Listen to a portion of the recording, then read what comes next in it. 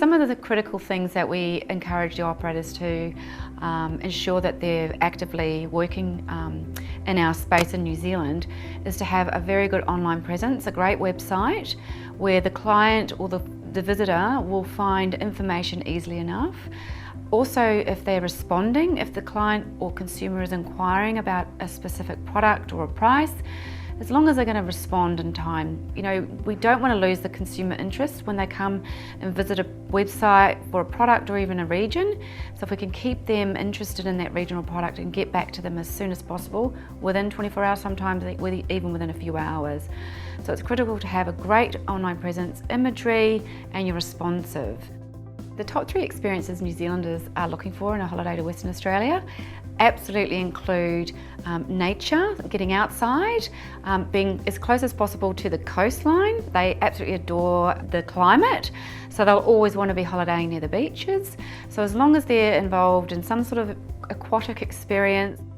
New Zealanders are very confident self-drivers, so it's most likely they're going to spend a lot of time exploring. So your average New Zealander will come here for about 3 weeks.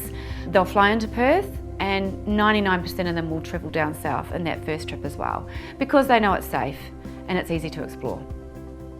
New Zealanders are now finding the online environment, their behaviour has changed. So the way that they're going to book a holiday, definitely 85% of them will book with an airline direct rather through a retailer now. It's changed a lot.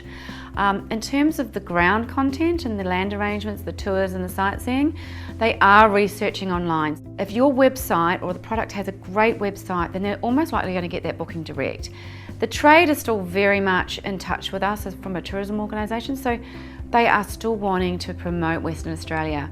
They're looking for now more niche experiences, so they're looking for walks, aquatic, Rottnest Island, adventure. And so we're finding that some of the retailers we're working with, such as Flight Centre, are trying to move away from that no-frills reputation they've had over the years, and now they're wanting to engage with us and more experiential products such as wildflowers and wildflower tours or swimming with whale sharks. Also the Margaret River Gourmet Escape, they're looking at ticketing and obviously they're putting packages around that as well. So it's a bit of both, but majority of the consumers are looking at booking direct. So the type of traveller from New Zealand, we are seeing a lot of visiting friends and family. We do get a lot of holiday makers, but the friends and family is dominating that position. Now, I don't want the industry to get put off by that. It's important that we take advantage of these travellers because they're the ones that are staying the longest and they're spending the most. Even though they're staying with relatives maybe majority of the time, they are getting out of the house and annoying their relatives, and they're getting out and sightseeing. They're booking tours, day tours. They're going away for 4 or 5 days, down south. They might come back and then head north. Some of the core activities that businesses could get involved with are absolutely media for meals and trade for meals. It's the perfect way to put their product in front of travel agents or journalists. We spend more money on bringing journalists over because it's important the consumer has that collateral and they're reading about the destination and the experiences. Also, they've got a great chance of being in the call to action at the end of the article. So that's their product directly in front of that consumer. We are bringing over the high quality agents. Only WA holiday specialists that are qualified and have run through our trade training program come here. And 90% of them will be owners or have been in the industry for 30 years, been to Western Australia in the 90s, coming back, and they're completely blown away. We host a roadshow every 2 years in market, so it's an opportunity for product to get in touch with their regional tourism organisation to make them aware that they're interested in joining the roadshow.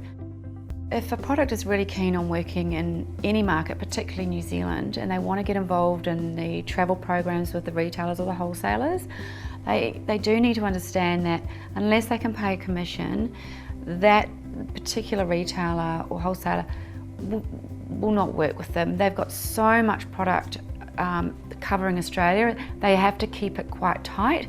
So unless they're going to offer an attractive commission or a point of difference in their product, then they're going to have to revisit how they're presenting the product to the industry.